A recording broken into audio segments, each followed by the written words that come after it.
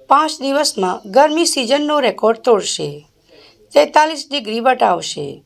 Vadodara 41 degree સાથે અગનભઠ્ઠી બન્યું, રસ્તા ખાલીખમ. મતદાન દિવસે માથું ફાડતી ગરમી થશે. ગુજરાતમાં હાલ ડબલ ઋતુનો અનુભવ થઈ રહ્યો છે. એક તરફ કાળઝાળ ગરમીનો પ્રકોપ વધી રહ્યો છે ત્યારે ફરી એકવાર કમોસમી વરસાદની આગાહી કરવામાં આવી છે.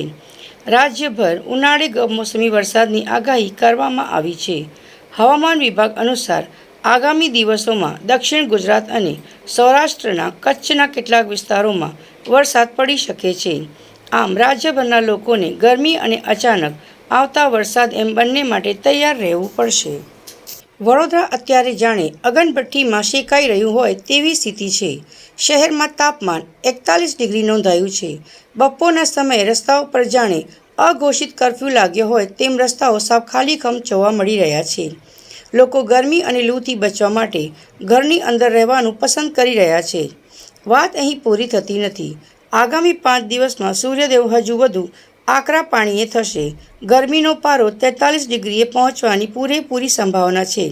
પવનની દિશા બદલાતા અને ગરમ પવનો ફૂંકાતા હીટવેવની પણ આગાહી કરવામાં આવી છે.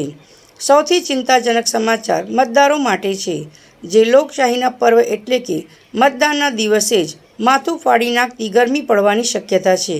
આ કાળઝાળ ગરમીમાં મતદાન કરવા જતી વખતે લોકોએ ખાસ સાવચેતી રાખવી પડશે, નહીં તો લૂ લાગવાની કે ડિહાઇડ્રેશનની સમસ્યા સર્જાઈ શકે છે.